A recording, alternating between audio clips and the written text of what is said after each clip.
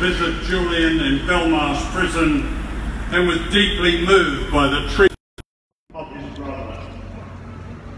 Behind us here, of course, is the Home Office, the polite name for Britain's Interior Ministry. The behaviour of the British government towards Julian Assange is a disgrace. A profanity on the very notion of human rights. It's no exaggeration to say that the treatment and persecution of Julian Assange is the way dictatorships treat a political prisoner. There is one reason for this. Julian and WikiLeaks have performed an historic public service by giving millions of people facts on why and how their governments deceive them secretly and often illegally, why they invade countries, why they spy on us. Julian is singled out for special treatment for one reason only: he is a truth teller. His case is meant to send a warning to every journalist and every publisher, the kind of warning that has no place in a democracy. I spoke to Julian at the weekend. He'd been just allowed to have his first proper exercise. He was allowed to pace up and down in a small bitumen yard.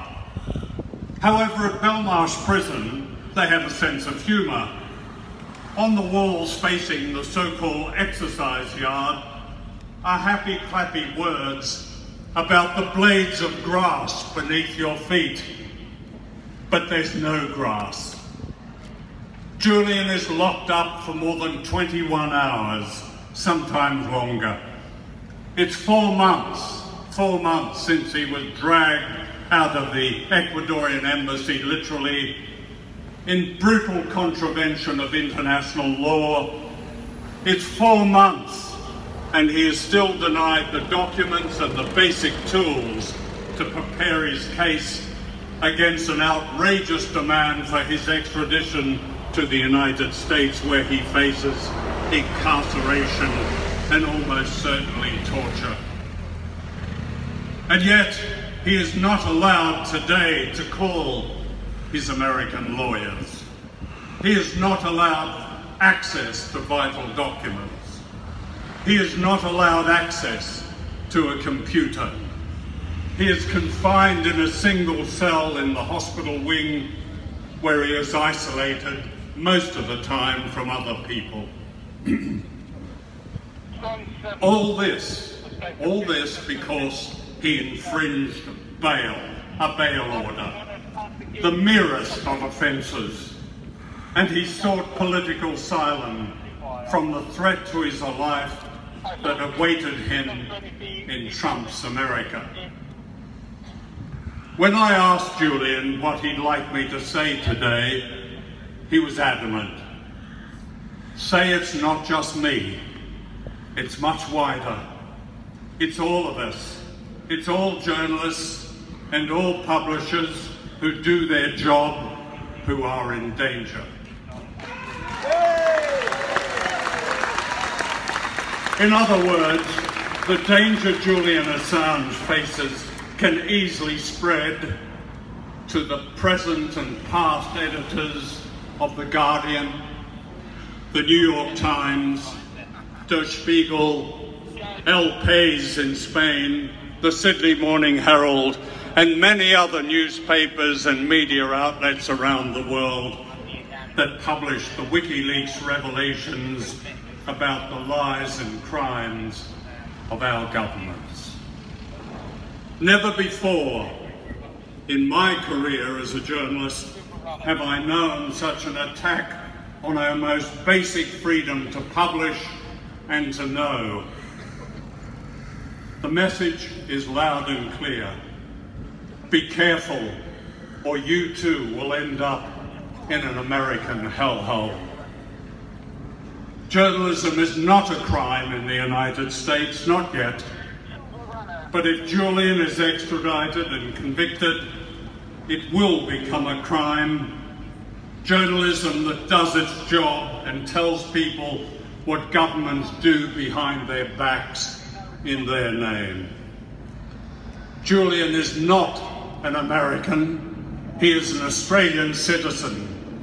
WikiLeaks, which he founded, is not a US-based publication. But the meaning of his extradition could not be clearer. No matter who you are or where you are, if you expose the crimes of government, you will be hunted down, kidnapped and sent to the US as a spy. 17 out of the 18 charges that Julian faces in America relate to the routine work of an investigative journalist, which is protected under the First Amendment of the US Constitution. The 18th charge about hacking doesn't even relate to him, and even the prosecution over there say that. The whole thing is a sham. The US prosecutors know it's a sham. A federal judge recently declared effectively it's a sham. The British government know it's a sham. The Australian government knows it's a sham. That's why Julian is locked up more than 21 hours a day in a maximum security prison and treated worse than a murderer. Why is that?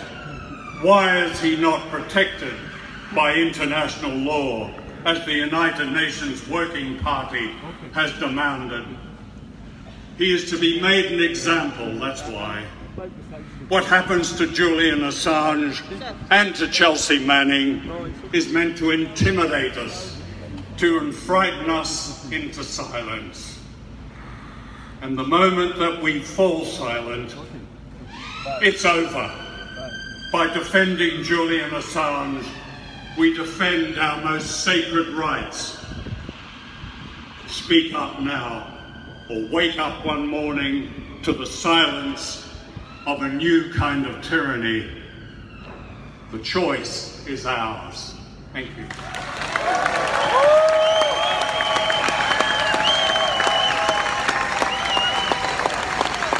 Just before I introduce Gabriel, I'd like to say that on the 28th of September at 2 o'clock outside Belmarsh Prison, there'll be a demonstration by Julian's Defence Committee supporters. So now I'd like to introduce Julian's brother, Gabriel.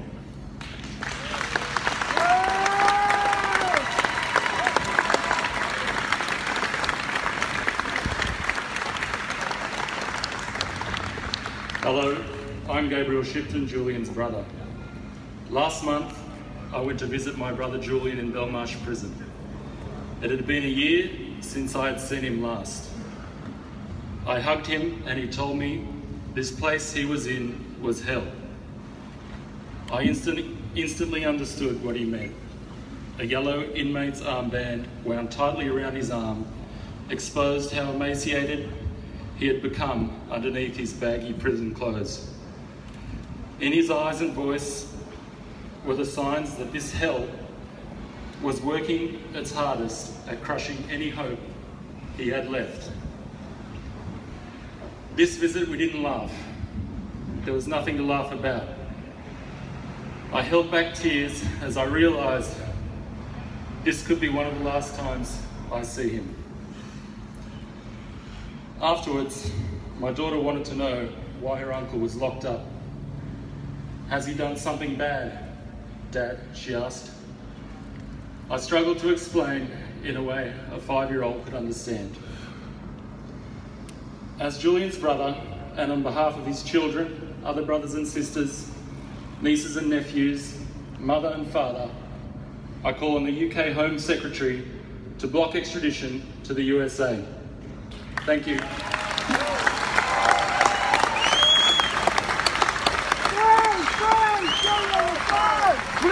Free Julian Assange!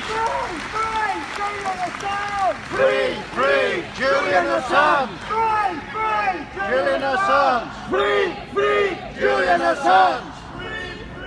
Now I'd like to introduce the man who started this extraordinary demonstration here today, and it is an extraordinary demonstration. It was his idea, and when I told Julian that this was going to happen, I think it cheered him more than any news he's had for a very, very long time. He's a huge fan of Roger's, and to know that Roger is going to pay this tribute to him personally gives him the kind of strength that he needs. And I hope Roger understands the fantastic thing he's done just in giving Julian that support. So without talking anymore, here's Roger Waters.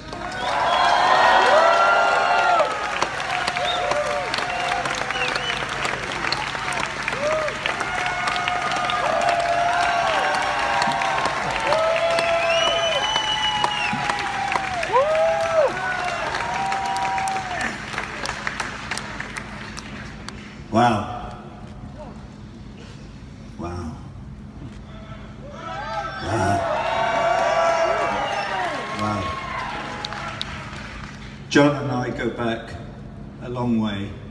I haven't got any notes, so I'm prepared to stand here and be emotional and mumble if necessary, because to see all you people here today is deeply, deeply moving.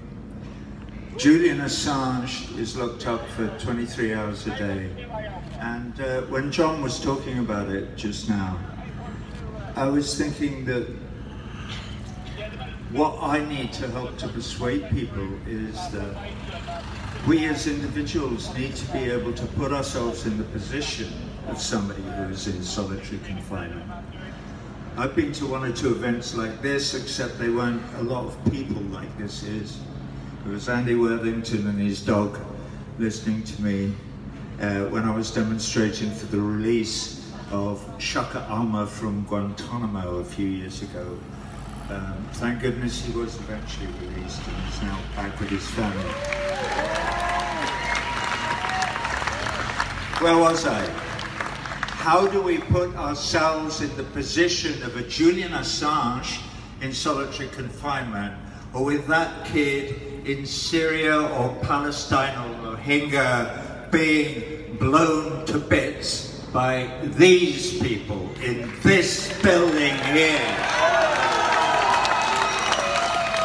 How do we put ourselves in the position of the parents of that child who will spend the rest of his life on crutches or however? It's called empathy, and it is the most valuable thing that any human being can possess in their lives. And the reason that it's so valuable to all of you here, me, John, everybody involved in any of these movements, is because it brings us joy. It is what brings joy to our lives, to be able to empathize not just with Julian Assange or the dead kid in Palestine, but with all our brothers and sisters all over the world, when we acknowledge that we are brothers and sisters and that we all have a responsibility one to another.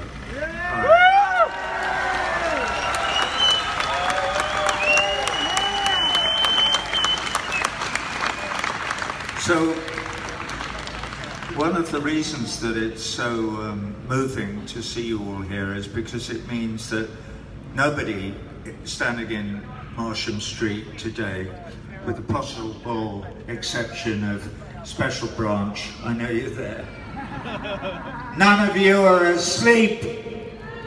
You're awake. You understand your predicament and the predicament of the other 65 million people who live in Great Britain. Well, no, it was never great. It was a lot better than it is now. when I was last here, my old lady was out and shopping, and she bought a toy for our dog to destroy. It's called a pet hate. I know this because there's a lady in somewhere in this great metropolis who it's a little toy, and this one was Boris Johnson. We have him now. I mean, what's left of him. I'm happy to say the Chihuahua has almost entirely destroyed Bojo, as we call him. And we're happy to see that. So when I was making one of my little videos in support of the Bolivarian revolution in Venezuela, Stop supporting the dictatorship! and there's a chap there with a bad throat. Somebody give him a Strepsil. Anyway, I made a reference to Donald Trump. Well, the Bojo pet hate looks a bit like Trump. It's got that weird, funny hair and everything that they share. The lady said, "I'm just making a Trump. Would you like one?" And I said, "Yes, please." She sent it as an email to me. So we now have two. And she's one woman working on her own. And these are her only two pet hates so far. Let's turn it into one of the greatest corporations in the world. Pet hate. The first two are Bojo and Trump. Anyway, I digress. What else do I have to say? Yeah, John Pilger and I go back to 1985 when I worked with him and with a lovely man called David Munro, who was a filmmaker, and they had made a documentary film in 1985 or before called The Four Horsemen of the Apocalypse, or just The Four Horsemen. And it was based on the idea, and I to this day remember a line from the film because I used it in a show I did called Radio Chaos, and the show was, "We are fueling wars." And we are. And this is what Julian understood. I.e., because we want to make money, I know you all know this. I'm really talking to some of the people who sleep at home. Oi, wake up! You all know this, but we make weapons in order to make money. Not for us, but for them. And in order to sell the weapons, we need to encourage people to kill one another and to be fighting. Well, as we all know now, in the desperate predicament that this tiny, fragile planet is in, we are going to have to learn to act collectively. I know this is boring, but it's fucking true. So we're going to have to learn to act collectively to express our love for one another. And in consequence, hopefully, the planet will survive for another 100 or 200 or 300 or 1,000 or 10,000 years.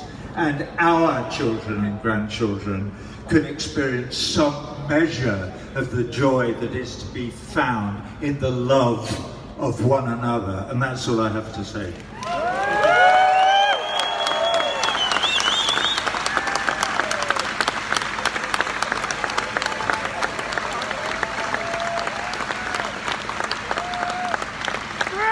Julian Assange! Free Julian Assange! Free Julian Assange! Free Julian Assange! Free Julian Assange! Free Julian Assange! Free Julian Assange! Free Julian Assange! Good man. Thank you.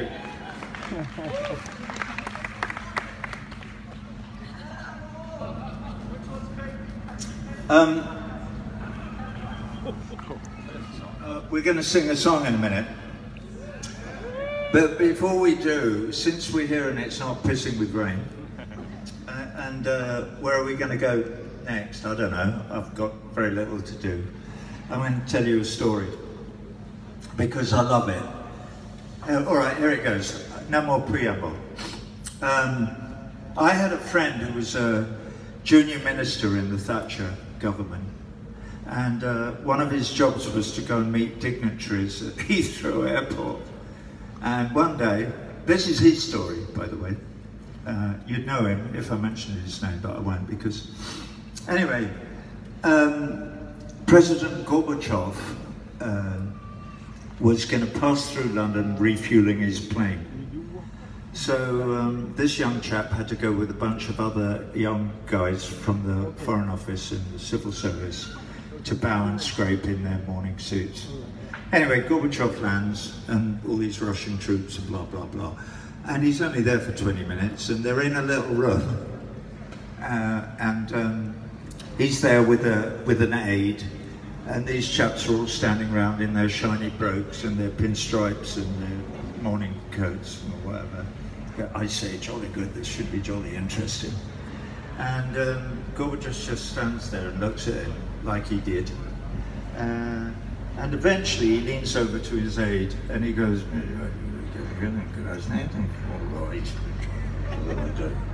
and the aide says, President Gorbachev would like to ask you a question.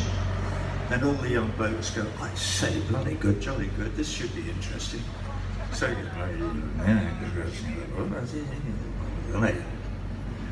the aide says, President Gorbachev would like to know your opinion on following question. What do you think would have been different in world history if President Khrushchev was assassinated rather than President Kennedy? And they all go, fuck me. This is too difficult. So now they're staring at their brogues and shuffling backwards towards the wall. So Gorbachev, to his eternal credit, let them stew in it for several minutes. And then he turns to his, and he never cracked a smile like that. And he says to his aide,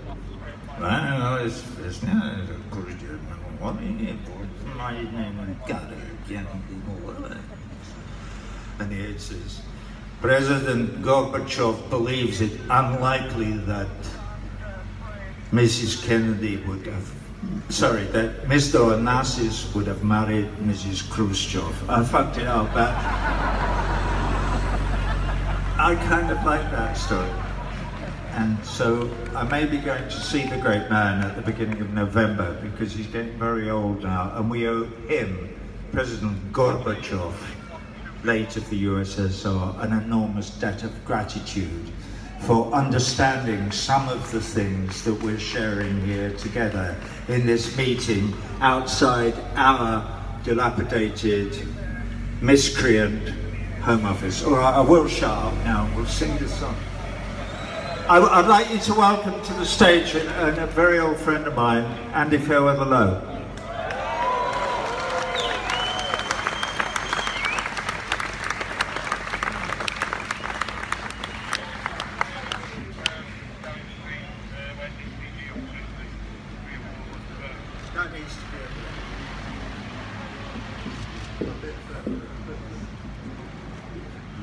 Come on, battery, don't fail me now.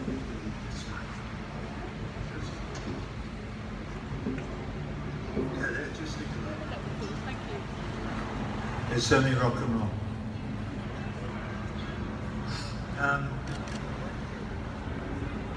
You know what this is? What this is here today, just thinking about this song, what I wrote, Ernie Wise, it doesn't matter. It's a walk-on part in the war. The people often ask me about this song, oh, what does it mean, what does it mean? Well, that little bit of the song, would you exchange a walk-on part in the war for a lead role in a cage? Well, no, I wouldn't. This is my walk-on part in this war. And I would much prefer to be here with all of you who are also making a walk-on part in the war rather than accepting a lead role in a cage. What?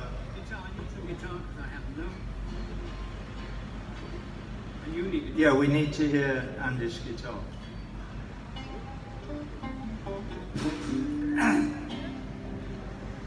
Well,